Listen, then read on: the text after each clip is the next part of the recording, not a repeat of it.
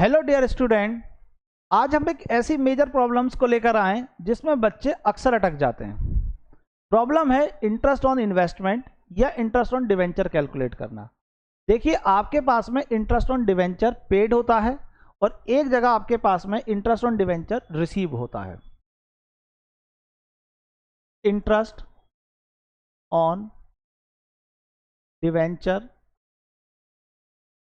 या आपके पास में कह सकते हैं इंटरेस्ट ऑन बैंक लोन।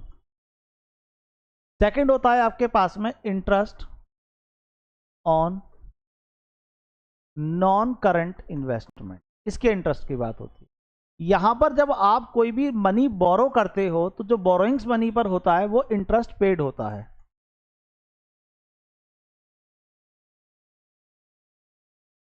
और यहां पर आपके पास में जो इंटरेस्ट होता है वो आपके पास में इंटरेस्ट रिसीव्ड होता है। ये आपके पास में ऐड होता है। किस में ऐड होगा? दो जगह इसका एडजस्टमेंट होता है। पहला एडजस्टमेंट होगा आपके पास में ऑपरेटिंग में,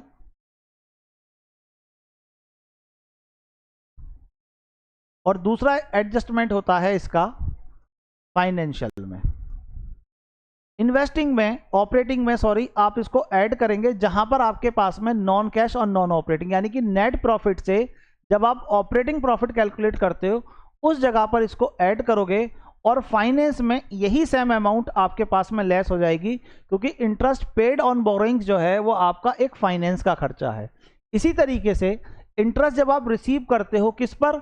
नॉन करंट इन्वेस्टमेंट पर। दोनों का कैलकुलेट करने का तरीका एक होता है, बस पोस्टिंग का तरीका उल्टा हो जाता है। इसको आप ऑपरेटिंग में, यहां थोड़ा सा ई बनाना रह गया है, इसको मैं ठीक कर देता हूं।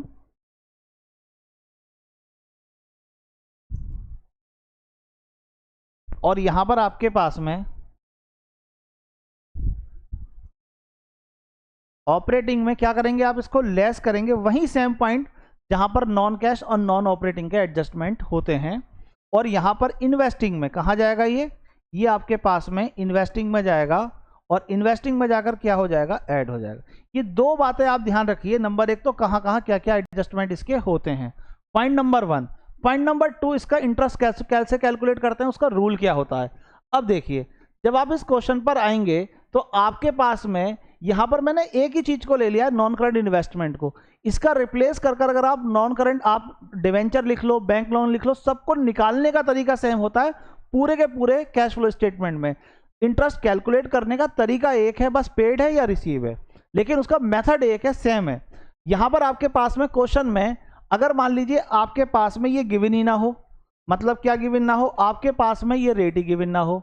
मान लीजिए रेट गिवन नहीं है, तो इसका मतलब हुआ कि आपने जो इन्वेस्टमेंट करा है, या इसकी जगह अगर मैं डिवेंचर लिख दूं, इसकी जगह मैं क्या लिख दूं? डिवेंचर लिख दूं, और उसका रेट गिवन ना हो, इसका मतलब हुआ कि इस साल में आपको कोई भी इंटरेस्ट कैलकुलेट नहीं करना अगर उसका एडिशनल में गिवन नहीं है तब। जैसे यहां लिखा कि इंटरेस्ट रिसीव 45,000, तो आपको यहां तो इंटरेस्ट का पेमेंट रिसीव हो रहा है 45,000 का, तो अगर या तो क्वेश्चन के एडिशनल में वो गिवन करेगा कि कितना आपको इंटरेस्ट रिसीव हुआ, उसका अमाउंट गिवन होगा।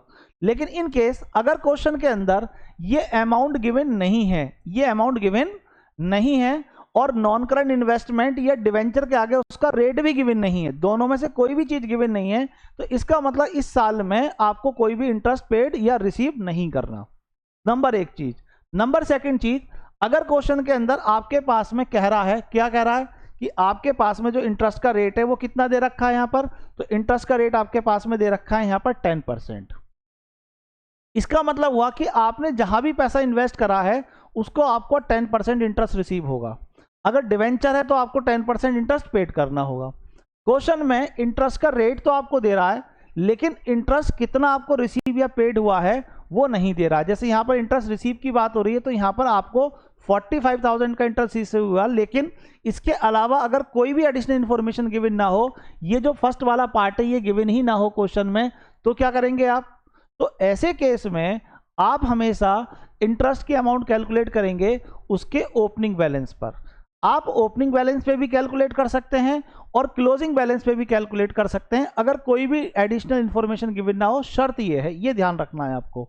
तो 10% निकाल दीजिए 5 लाख का, 50,000 का आपके पास इंटरेस्ट कैलकुलेट होकर आ जाएगा। और क्या एडजस्टमेंट करना है वो ऑलरेडी मैंने बताया कि आपको ऑपरेटिंग में माइनस हो जाएगा 50,000 और इन्वेस्टिंग में 50,000 को आप ऐड कर देंगे। और अगर यही डिवेंचर पर होता तो ऑपरेटिंग में ऐड कर देते और फाइनेंस में से लेस कर देते। इसके अदर आप सेकंड इंफॉर्मेशन पर आ जाइए। आप सेकंड इंफॉर्मेशन क्या है आपके पास में? सेकंड है आपके पास में थर्ड वाला केस। देखिए यहां पर कह रहा है कि इन्वेस्टमेंट आपने खरीदे हैं, परचेज करें कब? 1 अप्रैल 2023 में। अब यहां डेट दे रहा है लेकिन इंटरेस्ट की बात तो यहां भी नहीं कर रहा। तो ये जो डेट है खरीदने की डेट दे, या जैसे यहां पर मैंने लिख दिया है बेचने की डेट को, क्योंकि सेल और परचेज दोनों में से कोई भी चीज आपको दे सकता है। तो अगर खरीदने की या परचेज कर बेचने की कोई भी डेट आपको दे रहा है तो बस एक बात का ध्यान रखिए, इस डेट के अकॉर्डिंगली यानी कि टाइम के अकॉर्डिंगली आपको इंटरेस्ट पेड करना है, क्योंकि जो इंटरेस्ट का रेट है ये आपके पास में पर एनम के हिसाब से है। किसके हिसाब से है? ये आपके पास पर एनम के हिसाब से होता है, टाइम के हिसाब से होता है। अब जब मेरे पास 1 अप्रैल दे रहा है तो मेरे पास ओपनिंग बैलेंस कितना था? 5 लाख का था।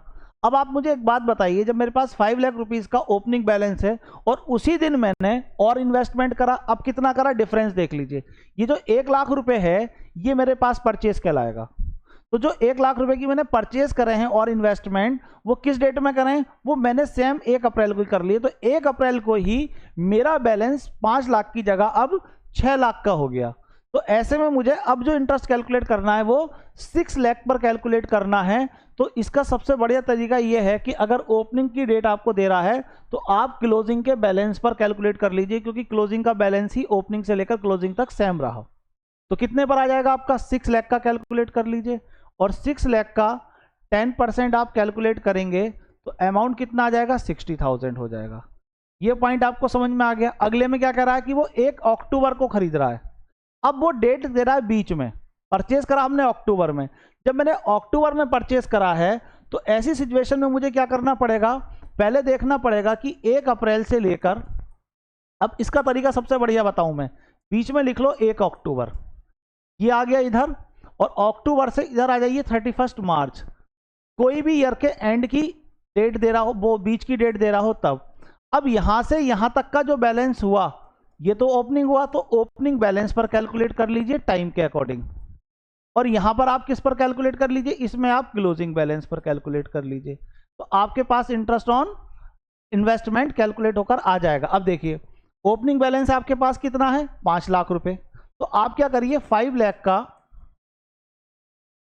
10% कैलकुलेट कर लीजिए। कितने से कितनी डेट तक का? अप्रैल से लेकर अक्टूबर तक का, यानी कि 6/12 के हिसाब से। पहला बना।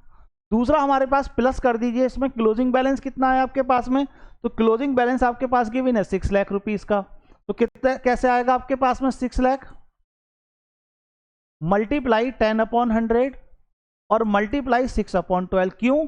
क्योंकि अक्टूबर से लेकर अप्रैल तक का टाइम कितने मंथ हुआ? 6 मंथ हुआ।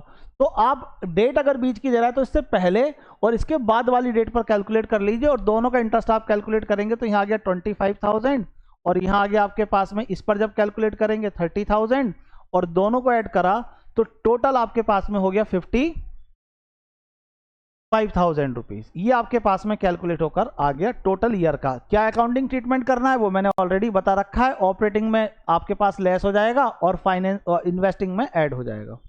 इसी तरीके से अगले पॉइंट पर जाइए। चारों केस हो गए, रूल समझ में आ गया चारों का। इसमें देखिए हमने इन्वेस्टमेंट को करार की बार सोल्ड करें जुलाई में, वही सेम रूल कर लीजिए। क्या रूल करेंगे आप? आपके पास में आ जाइए आप, तो आप क्या करेंगे यहां पर इसी तरीके से देखिए 1 जुलाई का रहा है आपके पास में, तो जुलाई से पहले जाइए, कहाँ क्या हो गया? 1 अप्रैल। और इसके बाद जाइए आपके पास में क्या हो गया? 31 मार्च ईयर का एंड। और इसके बीच में जुलाई में कर रहा है तो यहां से यहां तक का जो टाइम है वो ओपनिंग बैलेंस पर ले लीजिए। किस पर ले लीजिए? ओपनिंग बैलेंस पर। और यहां से यहां तक किस पर ले लीजिए आप? क्लोजिंग बैलेंस पर ले लीजिए। ये ओपनिंग बैलेंस पर आ जाएगा, ये क्लोजिंग पर। और कितने मंथ का? अप्रैल से लेकर जुलाई तक 3 मंथ का यहां पर आ जाएगा आपके पास में। और फिर आगे की डेट देखिए आप कितनी है? जुलाई से लेकर मार्च तक की आपके पास में 9 मंथ हो गए। तो ये आप किस पर कैलकुलेट कर लीजिए? क्लोजिंग बैलेंस पर कैलकुलेट कर लीजिए। क्यों? क्योंकि 1 अप्रैल से जुलाई तक तो ओपनिंग बैलेंस रहा और 1 जुलाई को चेंज होकर कितना हो गया आपके पास में? जितना क्लोजिंग का बैलेंस है उतना। क्यों? क्योंकि ईयर के बीच की डेट थोड़ी देगा, क्योंकि ईयर के स्टार्टिंग के बैलेंस दे रहा है आपको और ईयर के एंड के बैलेंस दे रहा है आपको। अब देख लीजिए कितना बैलेंस है आपके पास में, तो बैलेंस है यहाँ पर आपके पास में, बैलेंस है हमारे पास में 2,50,000 ओपनिंग बैलेंस और 2 लाख का आपका क्लोजिंग बैलेंस। तो आप देखिए यहाँ पर ले लीजिए 2,50,000 मल्टीप्लाई 10/100 और मल्टीप्लाई 3/12, ये बना। प्लस कर दीजिए ईयर के एंड का बैलेंस कितना है आपके पास में 2 लाख और मल्टीप्लाई कर दीजिए 10/100 इंटरेस्ट का रेट, और आपके पास में 9 मंथ का कैलकुलेट करेंगे तो 9/12, और ये वाला बैलेंस और ये वाला बैलेंस दोनों को आप क्या कर दीजिए, ऐड कर दीजिए, आपके पास में टोटल कैलकुलेट होकर इंटरेस्ट का अमाउंट आ जाएगा। सेम इसी तरीके से अगले वाले पॉइंट को देखिए, क्या कह रहा है, ईयर के एंड में कह रहा है। तो जब ईयर के एंड में कह रहा है तो कुछ करना ही नहीं है, अगर ईयर के एंड की डेट दे रहा है तो ओपनिंग जो बैलेंस है आपका 2,50,000 उस पर कैलकुलेट कर लीजिए, क्योंकि जब ईयर के एंड में आपने बेचे हैं तो इंटरेस्ट तो उन पर भी पूरे साल का आपको मिलेगा ही मिलेगा। तो ओपनिंग से लेकर क्लोजिंग तक 2,50,000 का ही बैलेंस आपके पास रहा। इसमें क्या कह रहा है, जनवरी 1 कह रहा है। जब जनवरी 1 कह रहा है आपके पास में, तो अब क्या करिए, वही रूल पर आ जाइए आप। क्या रूल बनाएंगे आप, रूल बनेगा आपके पास में दो जगह देख लीजिए। 1 जनवरी कह रहा है तो इससे पहले जाइए अप्रैल, 1 अप्रैल टू 1 जनवरी, कितने मंथ हो गए आपके पास में, 9 मंथ हो गए आपके पास। और यहां आ जाइए आप जनवरी टू 31 मार्च, आपके पास कितने मंथ हो गए, आपके पास में 3 मंथ हो गए। ये दो चीजों को आप देख लीजिए। अब ओपनिंग बैलेंस कितना है आपके पास में, तो ओपनिंग बैलेंस कह रहा है 2,50,000, तो 2,50,000 मल्टीप्लाई इंटरेस्ट का रेट कितना बता रहा है 10%, और मल्टीप्लाई अप्रैल से जनवरी तक का देखेंगे टाइम तो हो जाएगा 9/12, प्लस कर दीजिए आप। इसके बाद में क्लोजिंग बैलेंस कितना कह रहा है आपके पास में 2 लाख रुपीस का, तो 2 लाख और मल्टीप्लाई कर दीजिए कितना 10/100 और मल्टीप्लाई कर दीजिए कितने से 3/12 से। इन दोनों का इंटरेस्ट कैलकुलेट कर ऐड कर दीजिए, आंसर आपके पास कैलकुलेट होकर आ जाएगा। और इसके बाद लास्ट पॉइंट क्या कह रहा है इसमें, तो लास्ट में हमने क्या है कि नो अदर इन्फॉर्मेशन, जब कोई भी इन्फॉर्मेशन गिवन नहीं होगी तो रिपीट कराया मैंने ये पॉइंट, किस पर निकालेंगे, ओपनिंग बैलेंस पर कैलकुलेट करेंगे। यही इंटरेस्ट ऑन डिवेंचर के लिए होता है, किसी भी जगह का इंटरेस्ट चाहे पेड की बात हो या रिसीव की बात हो, यही रूल अप्लाई होगा, इसके अलग कोई भी रूल अप्लाई नहीं होगा। आई होप कि आपको ये वीडियो मेरी पसंद आई होगी। इसी तरीके की नई नई और वीडियो मैं आपके लिए बनाऊंगा। आप मेरे चैनल को सब्सक्राइब कीजिए। All the